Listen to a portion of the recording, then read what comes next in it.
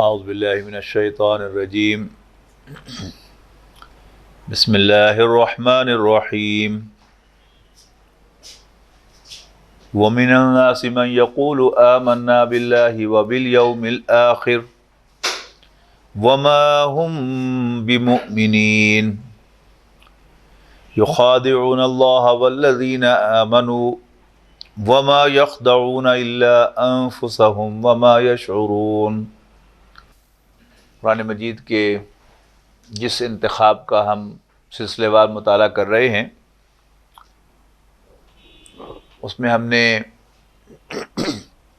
سورۃ عنکبوت کے پہلے رکوع کا مطالعہ مکمل کیا تھا، اور اس میں یہ بات ہمارے سامنے آئی تھی کہ کیا لوگ یہ سمجھتے ہیں کہ یہ کہنے کے بعد کہ ہم ایمان لے آئے، ہم مومن ہیں، چھوڑ دیے جائیں گے اور انہیں آزمایا نہیں جائے گا، جبکہ ہم تو خوب آزما چکے ان سے پہلوں کو، تاکہ اللہ تعالیٰ نکھار دے، واضح کر دے کہ سچے کون سے ہیں اور جھوٹے کون سے ہیں۔ اور پھر رکوع کے آخر میں جا کے فرمایا کہ تاکہ اللہ تعالیٰ کھول دے، جان لے کہ مومن کون سے ہیں اور منافق کون سے ہیں۔ منافق انگریزی میں ہم ترجمہ کرتے ہیں ہپوکریٹ، اردو میں منافق ہی کہتے ہیں۔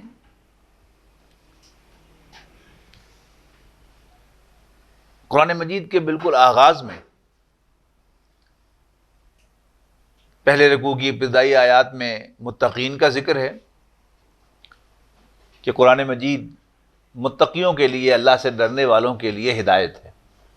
الذین یؤمنون بالغیب، وہ جو غیب پر ایمان رکھتے ہیں، نماز قائم کرتے ہیں، زکوٰۃ ادا کرتے ہیں، جو کچھ ہم نے دیا ہے اس میں سے خرچ کرتے ہیں، وبالآخرۃ ھم یوقنون، اور وہ آخرت پر یقین رکھتے ہیں۔ اس کے بعد دو آیات میں ذکر ہوا کافروں کا، یعنی وہ کافر کہ جو کفر پر اڑ چکے ہیں، کہ یقیناً وہ لوگ کہ جو کفر کیے بیٹھے ہیں، سواء علیہم اانذرتہم ام لم تنذرہم، اے نبی آپ کے لیے برابر ہے کہ آپ انہیں خبردار کریں یا نہ کریں، لا یؤمنون، یہ ایمان نہیں لائیں گے۔ کیوں؟ ان کی ہٹ دھرمی کی وجہ سے، کفر پر اڑے رہنے کی وجہ سے اب اللہ نے ان کے دلوں کو بھی سیل کر دیا ہے۔ ختم اللہ علی قلوبہم وعلی سمعہم، اور ان کے کانوں کو بھی، وعلی ابصارہم غشاوہ، اور ان کی آنکھوں پر ایک پردہ ہے، وَلَهُمْ عَذَابٌ عظیم، اور ان کے لیے بہت بڑی سزا ہے۔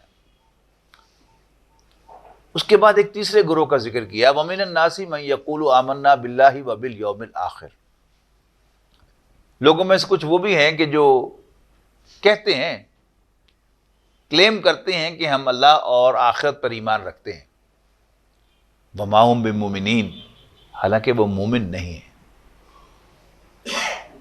اس کا ایک مفہوم تو یہ ہے کہ یہ دعوے دار ہیں اللہ اور آخرت کو مان لے کے، حقیقتاً وہ اللہ اور آخرت کو بھی نہیں مانتے۔ لیکن اس کا دوسرا مفہوم یہ ہے کہ وہ اللہ کو اور آخرت کو تو مانتے ہیں، لیکن اللہ کے رسول صلی اللہ علیہ وسلم کو ماننے کو تیار نہیں ہے، لہذا وہ مومن نہیں ہے۔ اس لیے کہ ایمان اصل میں حضرت محمد مصطفیٰ صلی اللہ علیہ وسلم کو اللہ کا رسول ماننے کا نام ہے۔ کوئی کتنا ہی موحد ہو، جیسے یہودی ہیں، وہ کتنے ہی آخرت کے ماننے والے ہیں، اور ان کے عقائد اگر آپ دیکھیں تو بالکل ہمارے عقائد ہی معلوم ہوتے ہیں، کہ جیسے ایمان مفصل کی وضاحت ہو رہی ہو، لیکن کیا وہ مومن ہے؟ نہیں۔ اس لیے کہ کوئی شخص دائرہ اسلام میں داخل ہی تب ہوتا ہے کہ جب وہ رسول اللہ صلی اللہ علیہ وسلم کو اللہ کا رسول مانتا ہے۔ اب یہ کن کا ذکر ہے؟ یہ منافقین کا ذکر ہے۔ فرمایا یخادعون اللہ والذین آمنوا، یہ دھوکہ دینے کی کوشش کرتے ہیں اللہ کو اور ایمان والوں کو، وما یخدعون الا انفسهم، اصل میں وہ صرف اپنے آپ کو دھوکہ دے رہے ہیں، لیکن انہیں اس کا شعور نہیں ہے۔ فی قلوبہم مرض، ان کے دلوں میں ایک بیماری ہے، ان کے دلوں میں ایک روگ ہے۔ فزادہم اللہ مرضا، پس اللہ تعالیٰ انہیں اس بیماری میں اور زیادہ دھکیل دے گا، بڑھا دے گا۔ وَلَهُمْ عَذَابٌ عَلِيمٌ بِمَا كَانُوا يَكْذِبُونَ، اور ان کے جھوٹے طرز عمل کی وجہ سے ان کے لیے ایک دردناک عذاب ہے۔ اب یہاں جو بیماری کہا گیا یہ بہت اہم پوائنٹ ہے کہ نفاق ایک بیماری ہے، لیکن عجیب بات ہے کہ ہمارے ہاں عام طور پر جو روحانی امراض زیر بحث آتی ہیں، کتابیں لکھی ہوئی آپ کو مل جائیں گی روحانی امراض پر، ان میں جھوٹ بھی ہے، کنجوسی بھی ہے، حب دنیا بھی ہے، حسد بھی ہے، لالچ بھی ہے، بغض بھی ہے، کینہ بھی ہے، لیکن نفاق نہیں ہے۔ یعنی جسے قرآن مجید تعین کے ساتھ بیماری کہہ رہا ہے، اس کو روحانی بیماریوں میں کاؤنٹ ہی نہیں کیا جاتا، حالانکہ سب سے بڑی بیماری یہ ہے۔ اصل میں ہوا یہ ہے کہ ہمارا عام محاورہ بھی ایسا ہی ہے کہ ہم ہر جھوٹے کو منافق کہہ دیتے ہیں، ہر خائن کو منافق کہہ دیتے ہیں، اس لیے کہ رسول اللہ صلی اللہ علیہ وسلم کی واضح احادیث ہیں کہ آپ نے فرمایا کہ آیت المنافق ثلاث، منافق کی 3 نشانیاں ہیں۔ اذا حدث کذب، جب بات کرے تو جھوٹ بولے، واذا وعد اخلف، اور جب کسی سے وعدہ کرے تو وعدہ خلافی کرے، واذا اؤتمن خان، اور جب اس کے پاس امانت رکھوائی جائے تو اس میں خیانت کرے۔ ایک حدیث میں 4 کا ذکر ہے، یعنی ان 3 کے ساتھ ایک اور بھی شامل کی ہے، اذا خاصم فجر، اور جب اس کا جھگڑا ہو، آرگومنٹ ہو تو پھٹ پڑے، گالی گلوچ پر اتر آئے۔ یہ اصل میں منافق کی نشانیاں ہیں۔ اس موضوع کو سمجھنے کے لیے اگر آپ بیماری پر فوکس کریں، عام طور پر ہمارے ذہنوں میں یہ بات بیٹھی ہوئی ہے کہ شاید منافق دھوکہ دینے کے لیے دائرہ اسلام میں آتا ہے۔ یہ بات درست نہیں ہے۔ قرآن مجید میں یقیناً ایک گروہ کا ذکر ہے کہ یہودیوں نے کچھ لوگوں کو تیار کیا کہ صبح کو ایمان لاؤ اور شام کو پھر جاؤ اور اعلان کر دو کہ ہم اندر سے دیکھ آئے ہیں کہ اندر کوئی حقیقت نہیں ہے، اسلام کی ساکھ توڑنے کے لیے۔ یعنی وہ ایک گروہ تھا، لیکن انہیں منافق نہیں کہا گیا۔ لیکن منافق کون ہے؟ یعنی رسول اللہ صلی اللہ علیہ وسلم کا اپنا ایک انداز ہے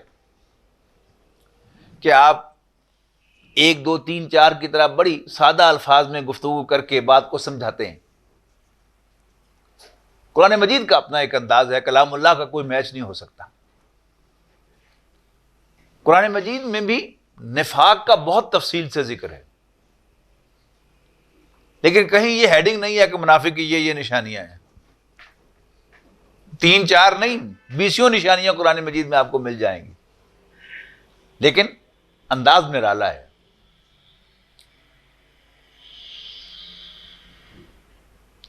جیسے کوئی بیماری ہوتی ہے نا، اس کے بارے میں کچھ چیزیں جو ہیں ہمیں معلوم ہیں، اگر ہم ان کو یہاں بھی اگر ہم اپلائی کریں گے تو حقیقت کھل جائے گی۔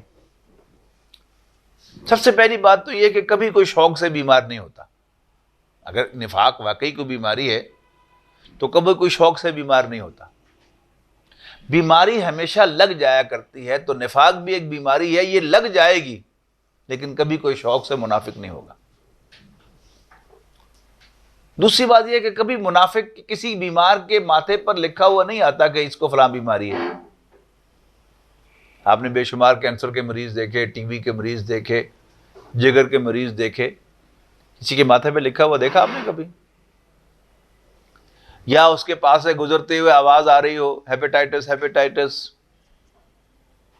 انجائنا انجائنا انجائنا، یا کوئی اور بیماری T B T B T B, نہیں. کیسے پتہ چلتا ہے ٹی بی کا؟ کچھ علامات ظاہر ہوتی ہیں، جن علامات کو لے کر مریض ڈاکٹر کے پاس جاتا ہے، وہ کچھ اور علامات دیکھتا ہے اور پھر وہ اپنی رائے ظاہر کرتا ہے کہ ہاں اس کو ٹی بی ہے یا نہیں ہے. یہ ڈاکٹرز جب اسٹیتھوسکوپ لگا کر وہ ٹوٹیاں لگا کر جو دیکھتے ہیں، اندر سے وہ آواز نہیں آ رہی ہوتی کہ اس کو ٹی بی ہے یا اس کو دمہ ہے. یعنی ٹی بی ہوگی تو خاص قسم کی آواز آئے گی، وہ کیا ہے؟ وہ نشانی ہے ٹی بی کی. دمہ ہوگا تو اور آواز آئے گی، وہ ڈاکٹر کو اس آواز کی پہچان ہے کہ اچھا اچھا اس طرح کی آواز آ رہی ہو تو پھر یہ ہے. نفاق بھی ایک بیماری ہے. کبھی کوئی شوق سے منافق نہیں بنے گا. نمبر ایک، نفاق کی بیماری ہمیشہ لگ جائے گی اور کبھی کسی کے ماتھے پہ لکھا ہوا نہیں آئے گا کہ یہ منافق ہے، علامات سے پہچانا جائے گا. دوسری بنیادی بات جو یاد رکھنے کی ہے کہ حضرت عمر رضی اللہ تعالی عنہ کا ایک قول جس کو غلط انٹرپریٹ کیا جاتا ہے کہ حضرت عمر رضی اللہ تعالیٰ عنہ نے ارشاد فرمایا کہ رسول اللہ صلی اللہ علیہ وسلم کے دور میں جماعتیں 3 تھیں: مسلمان، کافر اور منافق. لیکن آپ کے وصال کے بعد اب جماعتیں 2 رہ گئیں: مسلمان یا کافر.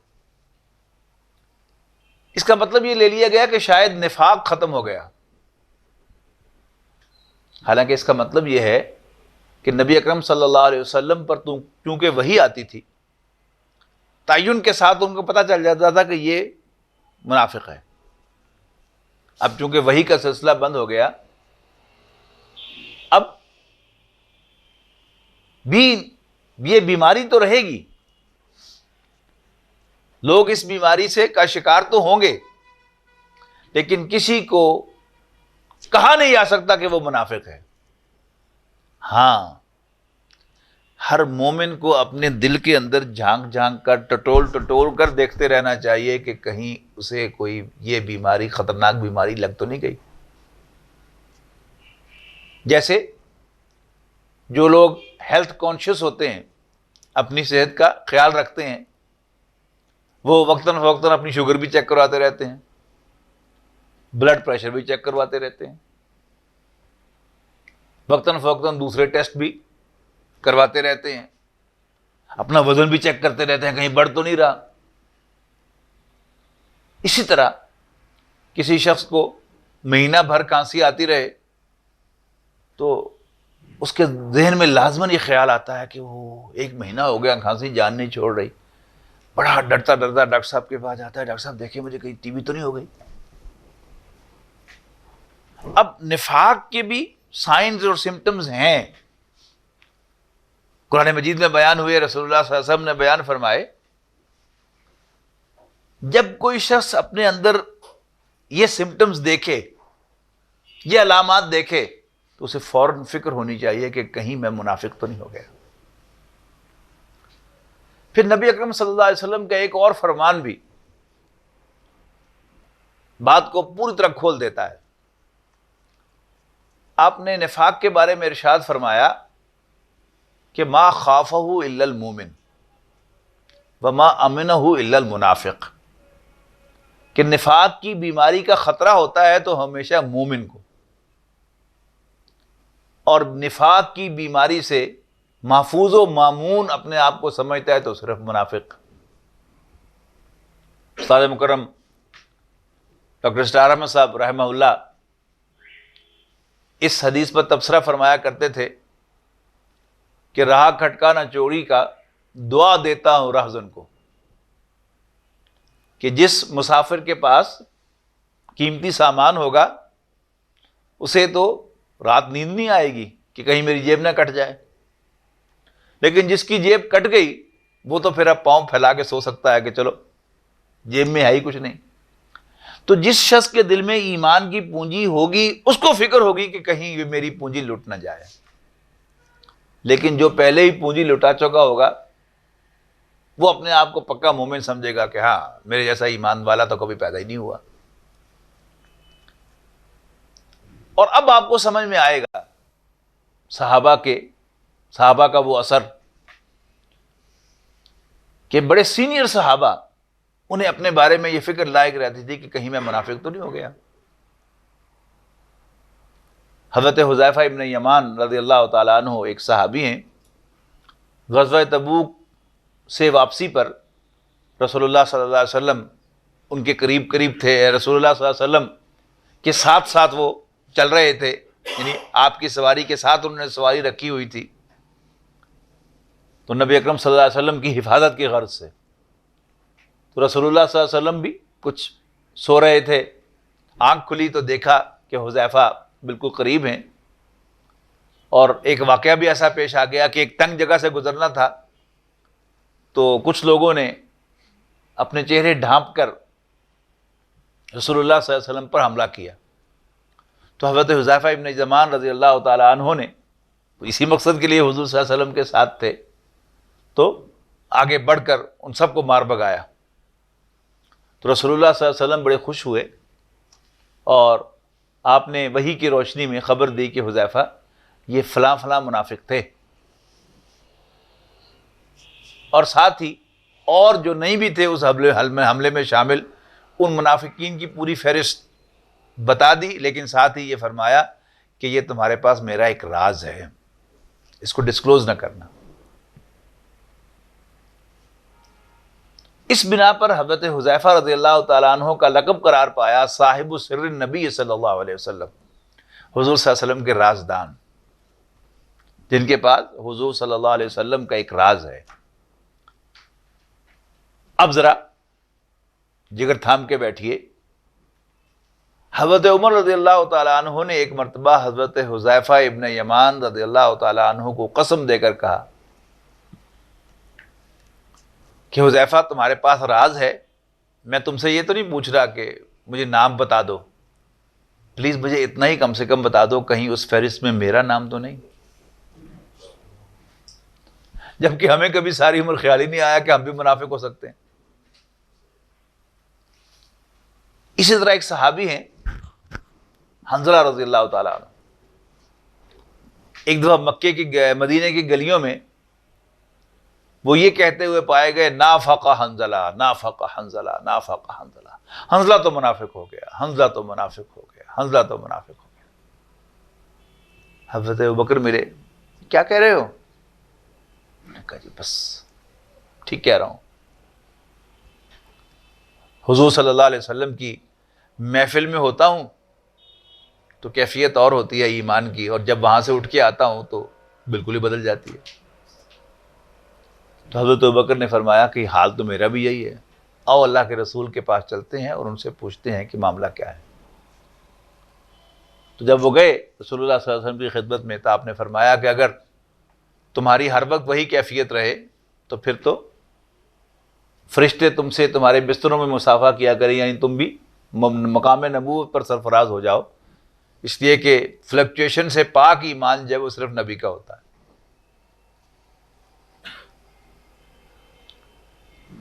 اچھا، اب بیماری پہچانی جاتی ہے علامات سے.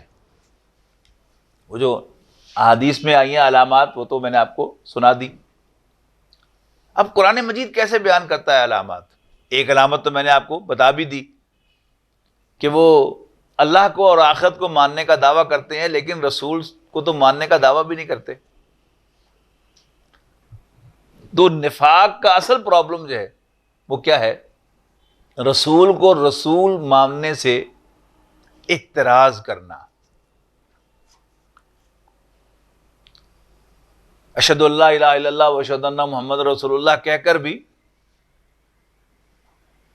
وہ جو دوسرا حصہ ہے رسول ماننا، اس کو ایک فارمیلٹی سمجھنا لیکن اس کو شعوری سطح پر بھی اون نہ کرنا. یہ پہلی علامت آ گئی جو قرآن مجید نے بیان کی ہے۔ منافقین کا سردار عبداللہ ابن ابی تھا۔ یہ مدینہ منورہ کا ایک بہت بڑا رئیس تھا، اتنا اہم آدمی تھا کہ رسول اللہ صلی اللہ علیہ وسلم کی تشریف آوری سے قبل اوس و خزرج کے لوگ، یعنی مدینے کے رہنے والے لوگ، اس سے اپنا بادشاہ بنانے کا فیصلہ کر چکے تھے، اور اس کے لیے تاج بھی بننے کے لیے دے دیا ہوا تھا کہ رسول اللہ صلی اللہ علیہ وسلم بے تاج بادشاہ کی حیثیت سے مدینہ منورہ میں تشریف لے آئے۔ اب جو اس کو شوق ہوا اور حسد ہوا رسول اللہ صلی اللہ علیہ وسلم سے کہ یہ مدینے کا بادشاہ تو میں بننے والا تھا، یہ بیچ میں کہاں سے ٹپک پڑے، تو یہ پہلا جو کاز ہوئی منافقت کی، حسد۔ اب جیسے بیماریوں کے معاملے میں ہوتا نا کہ کوئی مریض یا کوئی خاص قسم کے لوگ جو ہیں وہ کسی بیماری کے لیے زیادہ پرون ہوتے ہیں، زیادہ امکان ہوتا ہے کہ انہیں وہ بیماری لگے گی۔ مثلا سگریٹ پینے والے، سموکرز، سینے کے امراض میں زیادہ ان کے مبتلا ہونے کا اندیشہ ہوتا ہے۔ پانی اگر صاف میسر نہ ہو پینے کا تو پیٹ کی خرابیاں زیادہ ہونے کا امکان ہوتا ہے۔ اسی طرح سٹریس اور ٹینشن ہو تو بلڈ پریشر کے ریز ہونے کا اندیشہ زیادہ ہوتا ہے۔ تو اب کون اس بیماری میں مبتلا ہونے کے زیادہ جس کا امکان ہے، لائکلی ہے، یہاں سے پتہ چل گیا کہ وہ جو کسی منصب کے لیے تیار بیٹھا ہو فائز ہونے کے لیے، لیکن اس کی بجائے کسی اور کو وہ منصب دے دیا جائے، تو اب وہ حسد کی جال آگ میں جلتے جلتے، جس طرح عبداللہ ابن ابی نے رسول اللہ صلی اللہ علیہ وسلم کو تسلیم نہیں کیا امیر کی حیثیت سے، لہذا ان کی جو بنیادی حیثیت تھی کہ وہ اللہ کے رسول ہیں، وہ بھی وہ دل سے قبول نہیں کر سکا۔ اور اب کیا ہوا؟ رسول اللہ صلی اللہ علیہ وسلم کی جڑ کاٹنے کے درپے ہوا۔ یہ جو فرمایا نا وَإِذَا قِيلَ لَهُمْ لَا تُفْسِدُوا فِي الْأَرْضِ، جب ان سے کہا جاتا ہے زمین میں فساد نہ پھیلاؤ، قَالُوا إِنَّمَا نَحْنُ مُصْلِحُونَ، تو کہتے ہیں نہیں ہم تو اصلاح کر رہے ہیں۔ مثلا رسول اللہ صلی اللہ علیہ وسلم نے کچھ ارشاد فرمایا، اس کو ٹونٹ کیا۔ اب اللہ کے رسول کو ٹونٹ تو پھر ایمان کو ختم کر دیتا ہے نا، یا کامنٹ پاس کر دیا کہ آفٹر آل یہ بھی تو انسان ہی ہے نا۔ اب اپنی جگہ پر یہ کیا ہے، یہ سٹیٹمنٹ 100% درست ہے کہ اللہ کے سب نبی انسان ہی تھے، لیکن یہ جو انداز ہے کہنے کا، یہ کیا ہے کہ زیادہ سر پہ چڑھانے کی ضرورت نہیں ہے ان کو، ہر حکم ماننے کی ضرورت نہیں ہے ان کا، یہ جسٹ اے ہیومن بینگ، ہمارے جیسا انسان ہی ہے۔ یہ کیا ہے؟ یہ فساد ہے۔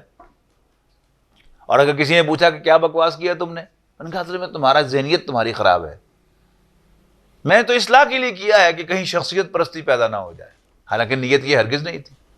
تو یہ کیا ہے؟ وَإِذَا قِيلَ لَهُمْ لَا تُفْسِدُوا فِي الْأَرْضِ قَالُوا إِنَّمَا نَحْنُ مُصْلِحُونَ أَلَا إِنَّهُمْ هُمُ الْمُفْسِدُونَ وَلَٰكِن لَا يَشْعُرُونَ، سن لو، آگاہ ہو جاؤ کہ یہی مفسد ہیں، فساد پھیلانے والے، لیکن انہیں شعور نہیں ہے۔ یعنی افسد یفسد کے تو ایک یعنی معنی ہی انڈرمائن کرنا ہے، کسی کی جڑ کاٹنا، کسی کو جڑ سے اکھاڑنے کی کوشش کرنا۔ قرآن مجید میں اکثر و بیشتر نفاق کی علامات عبداللہ ابن ابی کے کردار ہی کی شکل میں بیان ہوئی ہے۔ مثلا عبداللہ ابن ابی نے اپنی رائے پر اصرار کیا، غزوہ احد کے موقع پر جب رسول اللہ صلی اللہ علیہ وسلم نے مشورہ فرمایا کہ ہمیں کیا کرنا چاہیے، ایک لشکر آ رہا ہے مکہ سے، تو کوئنسیڈنٹلی رسول اللہ صلی اللہ علیہ وسلم کی اپنی رائے بھی یہ تھی کہ ہم اندر رہ کر دفاع کریں، مرد نیچے سے 10 بدس لڑائی کریں گے اور عورتیں اوپر سے پتھر پھینکیں گی. اور عبداللہ ابن ابی کی رائے بھی یہی تھی. اس کی رائے ایک اور اعتبار سے تھی کہ ہم پیچھے سے چھرا گھونپیں گے، ادھر سے قریش حملہ آور ہوں گے رسول اللہ صلی اللہ علیہ وسلم اور صحابہ پر، ہم پیچھے سے چھرا گھونپیں گے. نبی اکرم صلی اللہ علیہ وسلم نے صحابہ کی اکثریت کا جوش و خروش دیکھ کر باہر جا کر لڑنے کا فیصلہ فرمایا. اب یہ 300 اشخاص کو لے کر نکل آیا، راستے سے واپس چلا گیا. 1000 افراد کو لے کر رسول اللہ صلی اللہ علیہ وسلم روانہ ہوئے تھے، راستے میں 300 چھٹ گئے تو باقی 700 رہ گئے. کتنی بڑی، یعنی کتنا بڑا سیٹ بیک پہنچا اسٹریٹجی کی اعتبار سے دیکھیں آپ تو رسول اللہ صلی اللہ علیہ وسلم کے اس مشن کو. آپ نوٹ کیجئے کہ یہ 300 افراد اسپیشلی عبداللہ ابن ابی یہ پیچھے بیٹھ کے کیا کرتا رہا ہوگا؟ غور کیا آپ نے؟ دعا کرتے رہے ہوں گے یہ کہ اللہ کرے کہ اللہ کے رسول صلی اللہ علیہ وسلم کا یہ فیصلہ غلط ثابت ہو، مسلمانوں کو شکست ہو اور رسول اللہ صلی اللہ علیہ وسلم کا فیصلہ غلط ثابت ہو، تاکہ ہم کہہ سکیں کہ اصل میں ہم نے نافرمانی نہیں کی تھی، یہ فیصلہ چونکہ غلط تھا اس لیے ہم نے ایسا کیا تھا. اور اللہ کا کرنا کیا ہوا، جنگ جیت بھی گئے، لیکن وہ جو 50 تیر انداز کھڑے کیے تھے ان میں سے 35 افراد جنہوں نے اپنے امیر کے حکم کی نافرمانی کرتے ہوئے رسول اللہ صلی اللہ علیہ وسلم کے حکم کی انٹرپریٹیشن کر لی اور چھوڑ کے نیچے آ گئے، جس کے نتیجے میں آپ کو معلوم ہے کہ بہت بڑی زک اٹھانی پڑی مسلمانوں کو. 70 صحابہ شہید ہوئے، رسول اللہ صلی اللہ علیہ وسلم کا خود فریکچر ہوا، آپ کا دندان مبارک شہید ہوا، آپ کے چہرہ مبارک سے خون کا فوارہ چھوٹا، آپ پر غشی طاری ہوئی. حضرت مصعب بن عمیر رضی اللہ تعالیٰ عنہ اور حضور صلی اللہ علیہ وسلم کے چچا دودھ شریک بھائی حضرت حمزہ رضی اللہ تعالیٰ عنہ، اسد اللہ و اسد رسول ہی، اللہ اور اس کے رسول کے شیر، اس جنگ میں شہید ہوئے. اب عبداللہ ابن ابی نے آ کر کیا کیا؟ سورہ آل عمران میں تبصرہ ہے غزوہ احد پر کہ اگر ہماری بات مانی ہوتی ما قتلنا ہاہنا، تو یہاں پر ہم قتل نہ ہوئے پڑے ہوتے. اور پھر ہم ٹھوک کر آیا میدان میں کہ اب ونس فار آل، ہمیشہ ہمیشہ کے لیے یہ اصول طے ہو جانا چاہیے کہ حل لنا من الامر من شیء، اللہ کے رسول من مانیاں ہی کرتے رہیں گے یا فیصلوں میں ہمارا بھی عمل دخل ہوگا. اب یہ میں نے کہا نا کہ یہ علامات ہیں بیماری کی. آج بھی ایگزیکٹلی یہی ہوتا ہے، کسی بھی تحریک میں، کسی بھی جماعت میں، یعنی ہمارے دین میں فیصلے کا اختیار تو امیر کے پاس ہے. اور کیا ہوگا، یعنی میں ایک سمجھدار آدمی ہوں، اصحابت رائے والا شخص ہوں، میں اپنی رائے دوں گا یہ ایزیوم کرتے ہوئے کہ میں تجربہ بھی ہے، سمجھدار بھی ہوں، پڑھا لکھا بھی ہوں، عمر رسیدہ بھی ہوں، تو میں بہترین رائے دے رہا ہوں تو میری رائے مانی جانی چاہیے. لیکن امیر اگر میری رائے کے مطابق فیصلہ نہیں کرے گا اور میں اس بیماری میں مبتلا ہوں گا تو میں بالکل اسی طرح بیہیو کروں گا جیسے عبداللہ ابن ابی نے بیہیو کیا تھا. تو یہ کیا ہے؟ یہ علامت ہے. قرآن مجید میں بے شمار اقوال نقل کیے گئے ہیں عبداللہ ابن ابی کے اور منافقین کے. مثلا غزوہ احزاب کے موقع پر ایک ہی سچویشن تھی لیکن اس پر 2 تبصرے سامنے آئے.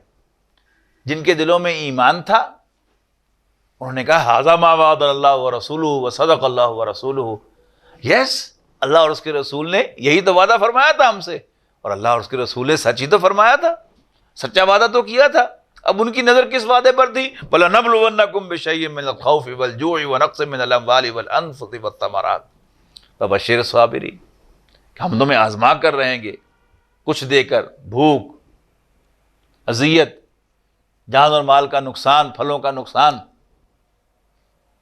لہذا صبر کرنے والوں کو خوشخبری دو۔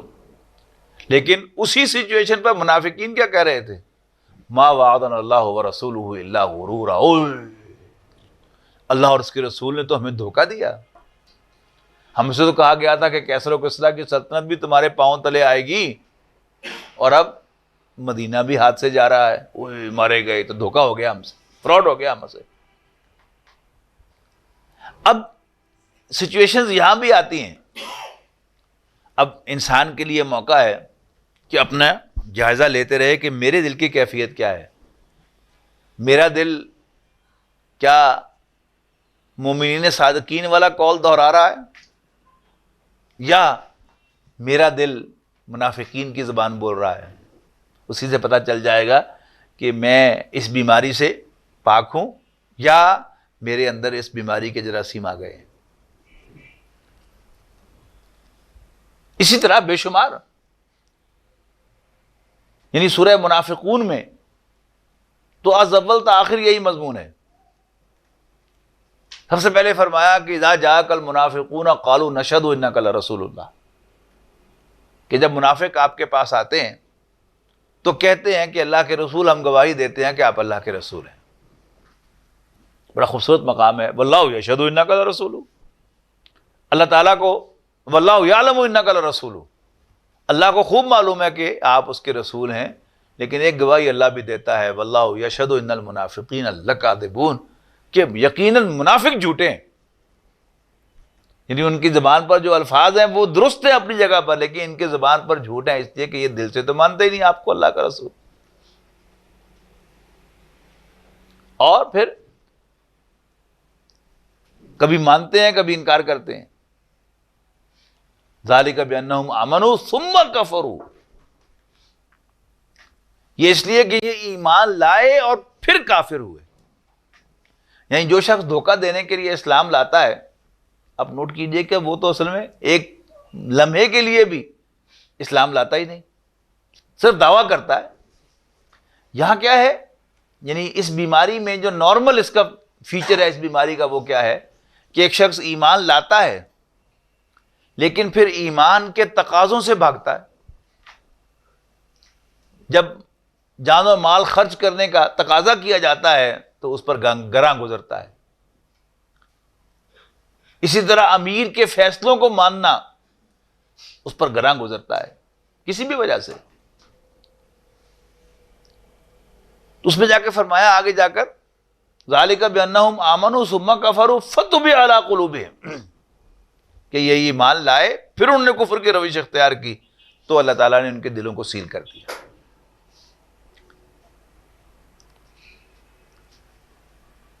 آگے جا کر ایک اور بات بیان ہوئی آیت نمبر 5 میں،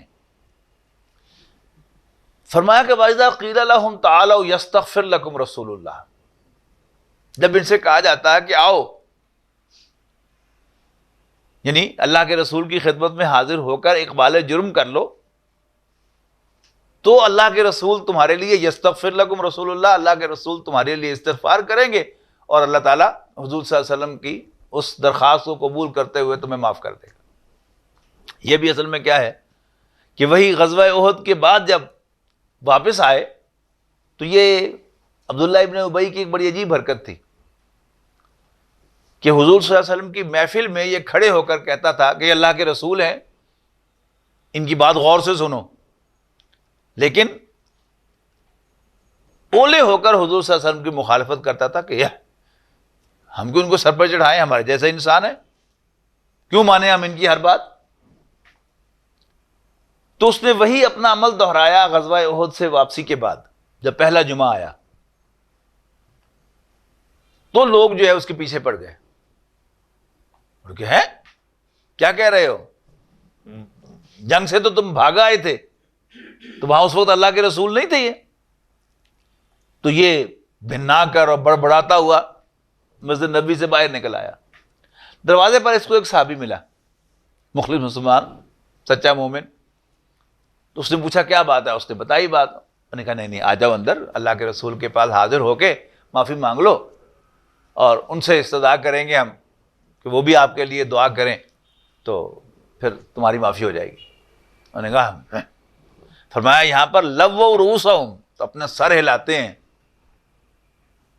ورأیتہم یصدون وہم مستکبرون، اور تم انہیں دیکھو گے کہ وہ تمہارے پاس آنے سے رکتے ہیں اور تکبر کا مظاہرہ کرتے ہیں. تو یہ بھی کیا ہے؟ یعنی عبداللہ ابن ابی ہی کی حرکت، نام نہیں لیا گیا تھی، جس کو ایک سائن قرار دیا گیا. آج بھی ایسے ہی ہوگا. یعنی دنیا کا ایک معنی وہ دستور ہے کہ جس پر زیادتی کی جائے اسی سے معافی مانگی جاتی ہے، جس کی حق تلفی کی جائے اسی سے معافی مانگی جاتی ہے. لیکن یہ ایک عام سا رواج ہے کہ کہا جاتا ہے کیا سنا معاف کر دو. ریلیکٹنس کیا ہوتی ہے؟ یعنی اصل معافی مانگنے کا انداز کیا ہے کہ بھائی فلاں وقت میں نے تم پر یہ زیادتی کی تھی، اللہ کے لیے مجھے معاف کر دو. لیکن معافی جو ہے وہ اول تو مانگی نہیں جاتی، یا بھونے طریقے سے معافی جب مانگی جاتی ہے. دوسرا، معافی کا ایک قاعدہ یہ ہے کہ جس فورم پر کسی کی انسلٹ کی جائے اسی فورم پر معافی مانگی جاتی ہے. تو انسان جو ہے وہ ریلیکٹنٹ ہوتا ہے. جب انسان کے اندر یہ جراثیم داخل ہو جائیں نفاق کے اور اس مرض میں مبتلا ہو جائے، تو اول تو اپنا جرم تسلیم کرنا ہی اس کے لیے محال ہوتا ہے. اور اگر وہ تسلیم کرے بھی صحیح، اپنا جرم معافی مانگے بھی صحیح، تو پھر انداز کیا ہوتا ہے؟ کیا سنا معاف کر دو. یعنی مطلب کیا ہوتا ہے کہ میں نے ویسے تم پر کوئی زیادتی تو نہیں کی، لیکن اف ایٹ آل کی ہو تو معاف کر دینا. یہ بھی ایک کیا ہے؟ سائن ہے. پھر اس موقع پر کہا گیا رسول اللہ صلی اللہ علیہ وسلم کو سواء علیہم استغفرت لہم ام لم تستغفر لہم، برابر ہے ان کے حق میں کہ آپ ان کے لیے اللہ کے رسول استغفار کریں یا نہ کریں. لن یغفر اللہ لہم، اللہ تعالیٰ انہیں کبھی نہیں بخشے گا. ان اللہ لا یہدی القوم الفاسقین، یقینا اللہ تعالیٰ ایسے نافرمانوں کو راستہ نہیں دکھایا کرتا. تو نفاق ایک بیماری ہے، بیماری ہمیشہ لگ جایا کرتی ہے، اور کبھی کسی مریض کے ماتھے پر لکھا ہوا نہیں آتا کہ اسے فلاں مرض ہے. مرض ہمیشہ علامات سے پہچانا جاتا ہے. نفاق کی علامات اللہ کے رسول صلی اللہ علیہ وسلم نے بھی بیان کی ہیں اور قرآن مجید نے بھی بیان کی ہیں.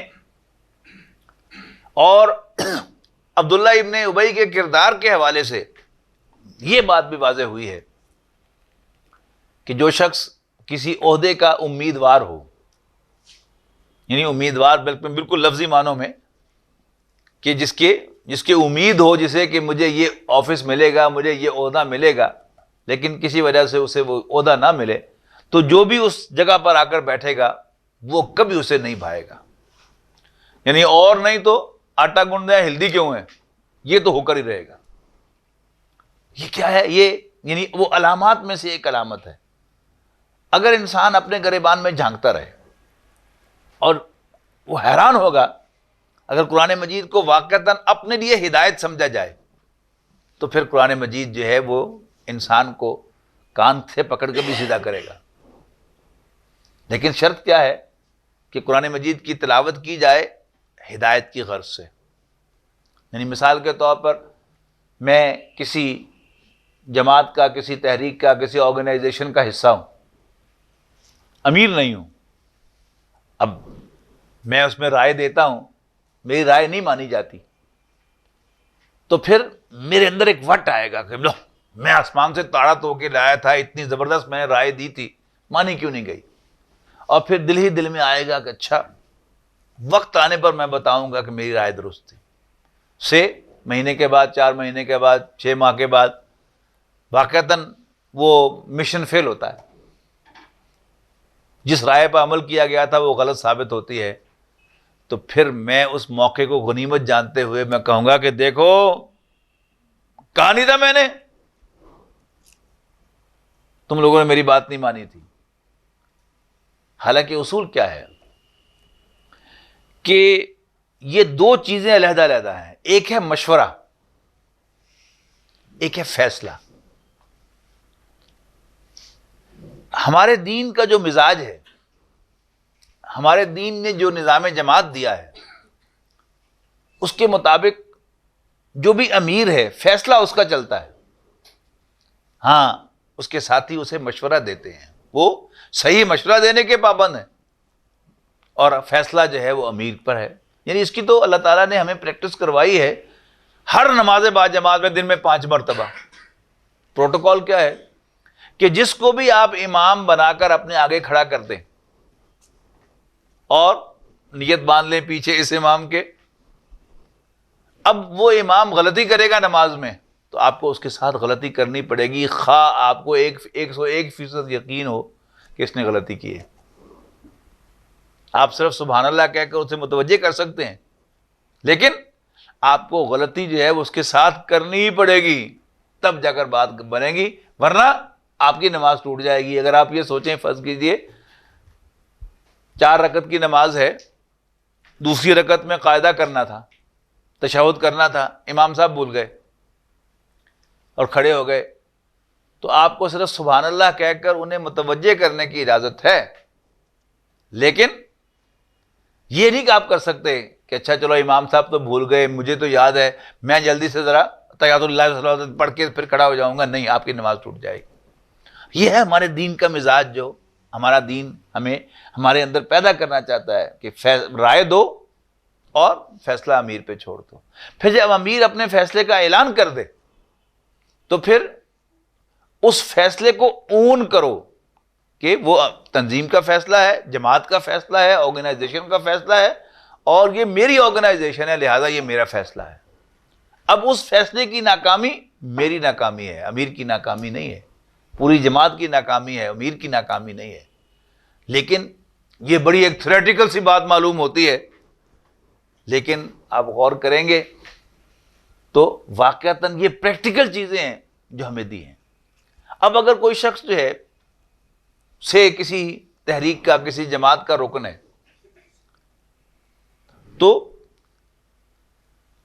کل شام کسی میٹنگ کے اندر اس نے یہ حرکت کی تھی کہ یاد کرایا تھا امیر صاحب کو کہ جی وہ جب یہ مشورہ ہوا تھا تو میں نے اس وقت بھی کہا تھا کہ ایسا نہ کیا جائے، تو آپ نے غلط یہ فیصلہ کر لیا تھا. اس کے بعد آج صبح فجر کی نماز کے بعد وہ تلاوت کر رہا تھا، اپنی روٹین کی تلاوت، تو تھی سورہ آل عمران کی تلاوت. تو اگر اللہ تعالیٰ اس کے لیے ہدایت کا بندوبست کرے گا تو اس آیت پر پہنچ کر وہ ایک دم ہل جائے گا، اور اس کی بالکل وہ کیفیت ہوگی کہ نافقہ حنظلہ، نافقہ حنظلہ، نافقہ، ہائے حنظلہ تو منافق ہو گئے، ہائے میں تو منافق ہو گیا، اس لیے کہ میں نے عبداللہ ابن ابی کی سنت پر عمل کر لیا اور وہ منافق تھا، اور اس کی ہر حرکت منافقانہ تھی، لہذا میرے اندر بھی نفاق آ گیا، اور اس کی یہ علامت جو ہے وہ ظاہر ہو. تو قرآن مجید نے اس مضمون کو بہت اہمیت دی ہے. انفارچونیٹلی یہ یعنی ہماری سوچ میں اس طرح سے آ نہیں سکا کہ ہم نے ایک چیز جو ہے وہ ازمپشن جو ہے وہ لے لی کہ بس نفاق ختم ہو گیا حضور صلی اللہ علیہ وسلم کے بعد، یا میں تو منافق نہیں ہو سکتا، وہ بھی منافق ہو سکتا ہے، وہ بھی ہو سکتا ہے، وہ بھی ہو سکتا ہے، وہ بھی ہو سکتا ہے. اس چیز نے ایسا ہمیں خراب کیا کہ ہم قرآن مجید کی اس بڑی زبردست ہدایت سے محروم رہ گئے، ورنہ اللہ تعالیٰ نے ہمیں اس میں پوری گائیڈنس دی تھی کہ نفاق کا مضمون جو ہے اس کو بیان کیا تھا، اس کی علامات بیان کی تھی، پھر اس سے یعنی اس کے پری ڈسپوزنگ فیکٹرز جو ہے وہ بھی بیان کیے تھے کہ کس کس کا امکان ہے. ہیڈنگ نہیں ہے، یہ تو قرآن مجید کا انداز ہی نہیں، لیکن عبداللہ ابن ابی کے کردار سے وہ ہو گیا. اور اسی طرح قرآن مجید نے پھر اس کا تدارک بھی بتایا ہے کہ نفاق سے بچا کیسے جا سکتا ہے. یعنی سورہ منافقون کا جو پہلا رکوع ہے اس میں اس سے کچھ سائنز اینڈ سمپٹمز بیان ہوئے ہیں، اور سورہ منافقون کے دوسرے رکوع میں اس کا علاج اور اس کا تدارک بیان ہوا ہے. پہلی آیت جو ہے وہ تدارک ہے، کیا ایمان والو تمہیں کہیں تمہارے مال اور تمہاری اولادیں اللہ کی یاد سے غافل نہ کر دیں، اور جو ایسا کرے گا وہی نقصان اٹھائے گا.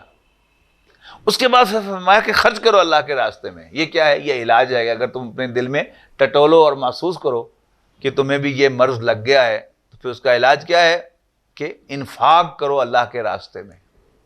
اپنا محبوب مال، وہ مال کہ جس کی محبت نے تمہیں اللہ کی یاد سے غافل کیا تھا، وہ اولاد جس کی محبت نے تمہیں اللہ کی یاد سے غافل کیا تھا اور تم نفاق کے راستے پر چل پڑے، اسے انویسٹ کرو اللہ کے راستے میں، لگاؤ اللہ کے راستے میں.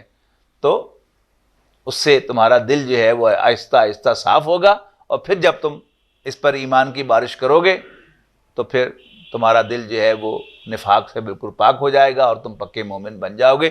یہ مضمون ہے قرآن مجید کا کہ جو آتا ہے. تو انشاءاللہ ہم اگلی نشست میں یعنی نفاق کا تدارک اور اس کا علاج پڑھیں گے.